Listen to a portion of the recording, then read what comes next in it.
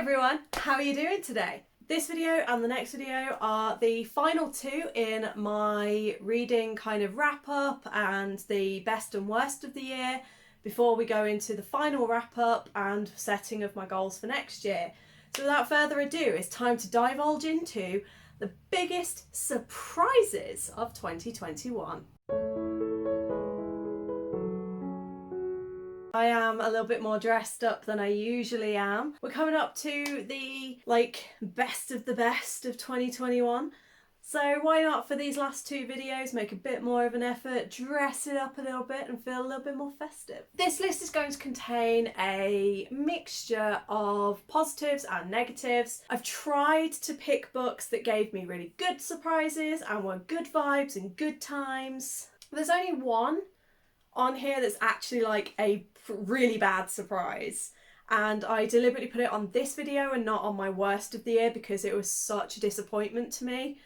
And I'm just going to start with that book, and that book is Anyway the Wind Blows by Rainbow Rowell. In fact, it was so disappointing that I have now actually unhauled my entire Simon Snow series and have gifted it to a friend, and I was so let down by this. All of the action that happened in the second book, all of the build-up that we had in America, and it just kind of got forgotten about. And then there was this new storyline that got brought in, and it just made, to me, it made no sense to the plot. The romance felt very lackluster compared to the previous books, where I was hoping for this really awesome and wholesome and lovely climax. There wasn't. And about the only thing that I really liked in this book, without giving away like spoilers, is Agatha's storyline. I thought her storyline was brilliant. I was really invested. I thought it was quite hilarious, actually, the direction that she went in the end compared to where she'd been up until that point. And I really enjoyed the new character that was brought in alongside her. But that was about it. It felt like it lost a huge part of what made the book so fantastic up until that point. I remember Simon Snow was a 5-star read. I think Anyway the Wind Blows was either a 5 or a 4.5. And then this barely made it onto a 3-star. It was almost, in fact, I think I have gone back and changed it to a 2-star. So yeah, very disappointed, and it was a surprise because being the last book in the series and a series that I'd been raving about and have loved for a few years now, and I got to the end of the book and I just kind of sat there and went, oh, well, that was shit. And I just didn't get on with it. I didn't have a fun time. Moving on from the one kind of bad surprise, let's get on to some more positive stuff, shall we? The first book on the list is right behind me. Let's see if I can do it without knocking everything. Is My Brother's Husband by Gengaro Tagame. This is a graphic novel / manga and is set in Japan. And you've got the main character whose twin brother has just recently died, and his twin was gay. After coming out, the family didn't react very well. He himself rejected his brother, and so the brother ended up moving to Canada, where he met a guy called Mike, got married, had this really lovely life, and then when he got sick and died, Mike decided that it was time for him to meet the in-laws, and it was time for him to get to know this brother that he'd never met. It was a really beautiful story. I'm just going to quickly check because I can't... Yaichi. So you got Yaichi, who is the brother who also has a daughter. He himself is divorced, and he is, to his knowledge, he is not gay. He is completely straight. In fact, he's got a very typical opinion that is quite common in Japan, where it's not okay to be gay, and if you are gay, you don't sort of make a big deal out of it. You are supposed to kind of live a closeted, hidden life, which his twin was just like, I'm not doing that. And yeah, so Mike comes over, and it's just this beautiful story of how Mike integrates with the family. Yaichi starts to learn things about his brother and starts to properly grieve for the brother that he lost. And then Yaichi's young daughter, she's like breaking down stereotypes, and she starts asking the hard-hitting questions like, well, why is it not okay for Uncle Mike to kiss another man? Why is it so bad? Like, what if I grow up and I fall in love with a girl and want to marry a girl? Why would that be bad? And it kind of helps Yoichi to kind of start to challenge his own views on what it's like to be gay. And yeah, I just really loved it. I've only seen this one. I haven't read the second one yet. Like, it is on my wish list. It is one that I want to get to in the next year because it was so beautiful and I really liked where it was heading. The next book was an ebook that I was gifted through Book Sirens, which is an ARC platform similar to NetGalley. And this was the Book of Uriel by Elise Hoffman. I really enjoyed this. It wasn't really a book that is what I typically go for. It was middle grade, it was historical, it was cool realism, and you had this young deaf boy called Uriel.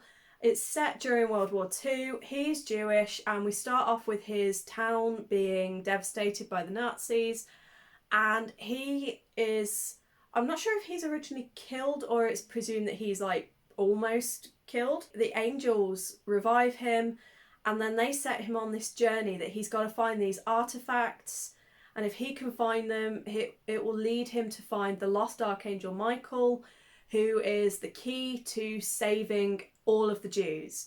It was a very powerful story because he being deaf, he's also mute. Is he deaf or mute?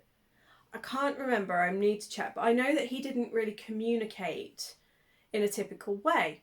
And so he then ends up on this journey, and it was just a really lovely story. I had a couple of issues with it. Like, I know it's a middle grade, and I know there's supposed to be a little bit of a sense of like magic, but I did kind of feel like things came a bit too easy and the ending felt a little bit too confusing. But the overall story of how like one young boy can overcome the odds to save his people, I loved. It was really pretty, and I liked getting to know a little bit more about Judaism as a religion because it did include some stories throughout that are from the Jewish religion, and I really appreciated that. So I did really love that one. Next is a very, very different book to the previous one, and this one is a very adult, very steamy romance called Make Up Breakup by Lily Manon. I again got this one from NetGalley as an ARC, thinking, do you know what, I'm just gonna try something very new, very different. I was trying to branch out, and this one appealed to me because it was an enemies to lovers, which, you know, your girl is all hip for, and it had these two business owners who each one is running an app, and you've got, I can't remember their names at all because I read this book like 8 months ago, but you've got, she develops this app that's designed to help couples reconnect and rekindle a fading romance, and then he suddenly appears and he's doing this app that's designed to break people up, and they end up occupying the same building, and it turns out they've got a little bit of a history from like a year previously, and so things get a little bit hot and steamy.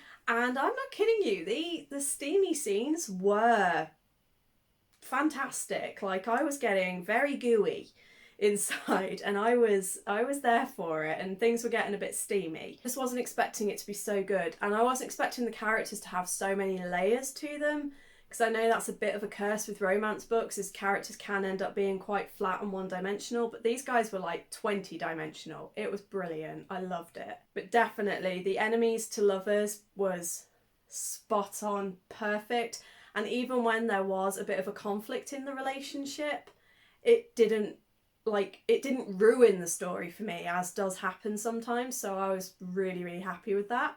The next book is another final book in a series, but this one was a surprise to me in a different way to previous, and this was Get a Life Chloe Brown by Talia Hibbert. Now, the reason this one was a surprise for me was because it's the second time that I have read a book by Talia Hibbert and gone, holy crap, I see myself in this book and I don't like it because it's making me realise things about myself that maybe I need to go and speak to a doctor about. So in the first book, it was talking about fibromyalgia, and as they were going through Chloe's symptoms and what she feels and how things affect her, I was like, okay, that's me. Went to my doctor. We're now in the process of eliminating other things before formally diagnosing fibro. And then in this one, you've got Jacob, who is openly autistic. He's diagnosed, he talks about it, he's comfortable discussing it. And throughout the series, you've then got Eve, who through the series, we've kind of picked up that she's different. But then in this book, she starts to question for herself whether she might be autistic. And literally, there was one chapter in particular where it went into quite a bit of depth and it got a bit emotional. And she was thinking about her experiences and how they lined up with the signs of autism. And I was sat there going, oh, great. Well, we know that I have ADHD. I've kind of questioned whether I might be autistic as well, because I have certain traits that don't line up with the ADHD. And then that night I went to my fiance and I was like, hey, I think I might actually be autistic. And he just looked at me and went, yeah, you think? And so now I'm going down the route of, do I just accept and know that I've got it, or do I want to actually go and get a formal diagnosis to help me with future jobs and things like that? So, you know, that was a surprise, because it's like 2 out of 3 books where Talia Hibbert's made me go, oh, okay, this is a thing that might be relevant to me. I should probably take note of this. So the next book is The Prison Healer by Lynette Noni. This one is a surprise because all the way through this book I was feeling very meh about it, and I kind of just carried on reading it because my friend Mel had already read it and she kept going on at me about how fantastic it ends and how I won't be able to put it down once I get to a certain point. So I was like, right, okay, well, right now I don't believe you, but I'll keep going. And oh boy, was she right. By the time I got to the end of this book, I think I read the final sentence, I closed the book, and then I just basically sat there going, what? For about 2 hours, and I kept screaming at the book. This follows Kiva, who is, for the last 10 years, she's been in prison, Zalindov, yes. And her parents were known to have been aligned with the rebellion, who are against the current monarchy. She and her father are arrested, thrown into prison. He died a few years before this book starts, and ever since he died, Kiva became the prison healer. And this follows, like, there's this weird virus thing that's going around the prison, it's killing people, and she's been tasked with trying to find it. Then, while trying to do that, they get a prisoner come in who is the queen of the traitors, and she's sentenced to do these trials where she has to face these elemental trials, and if she fails, she dies. Because the queen looks to be infected with this same illness and is too unwell to do it, Kiva steps forward in the queen's place. Chaos, as you can imagine, ensues. Once I hit, I think it was around about 300 page mark, all of a sudden everything just went bam, and it was like, wow. If you are not a fan of cliffhangers, avoid this book. Or wait until the final one is out next year and then read all 3. Because this book probably had the biggest cliffhanger that I have ever read in any book. I was so angry because I'm not a big fan of cliffhangers, but I'm especially not a big fan when I've then got about an 8-month wait for the next book. The next book is one that very much surprised me because, again, it's not my kind of thing. The characters weren't characters that I tend to be drawn to, but the idea of this one was interesting to me. And that was The Authenticity Project by Claire Pauly. I liked the idea of this notebook that someone writes in and he puts like his truth inside of it and exposes like his deepest, darkest secrets. And then he leaves the notebook on a table where the owner of the restaurant finds it, and then it leads to her then writing her story. And then gradually this book makes its way through various people and brings them all together in different ways. And it was just so beautifully written. The friendships that were formed and the relationships that were formed were believable. The inevitable conflict points that were happening felt organic and felt real, and the end of the book, which kind of, it didn't go the way I expected it to, but the ultimate thing that I thought was going to happen did happen. And oh boy, did this book emotionally take me on a ride. And I put it down and I was just so overwhelmed when I finished it. That one was a big surprise because I did not expect it to take me on such an emotional ride. Apart from 2 other books this year, it was probably the most emotional read that I'd read, like good and bad emotion. So I would definitely recommend. The final book on this list I'm leaving as my final book because one is also meant to be on my best of the year books. And that book is The Extraordinaries by TJ Klune. If you want to read a book with genuine, pure, honest to God, what it is like to live with ADHD, read this book, because even though the character is 16, I can promise you now, reading this was like reading my own brain. And at points, I actually put the book down because I was getting so emotional because it felt like I was being seen for the first time ever. I'm aware that TJ Klune himself is not autistic, has ADHD. So obviously he gets it, he knows what it's like. But it's the first time that I've seen a character written with ADHD and you're told that they have ADHD. 60% of this book is based around the decisions he makes because of his ADHD. And it was gloriously chaotic. And I mean gloriously. Like, I was sitting there cringing at some of the things that he was thinking and doing, going, oh my God, I've thought the same things growing up and I've wanted to do the same things. Like, even the consequences that he faces, such as at one point jumping into a lake that then just smothers him in dirt because he knows that he's going to get covered in this thick, sludgy mud, yet he still jumps in anyway because his urges make him do it. And I'm like, been there. Done that, had to stand at my back door while my mum hosed me down because she wouldn't let me come through the house before I was clean enough. It was beautifully done. And also the storyline itself was fantastic. You've got Nick, he's the ADHD kid, and he's obsessed with superheroes, and he just decides, hey, I'm going to be a superhero. And because chaos, like I said, ensues, and it's beautiful. I've started the second book, I haven't finished it, but I cannot wait to get on and finish this series because, like I said, I've never seen ADHD repped so perfectly before. So that is my final book on the list, and I'm so happy.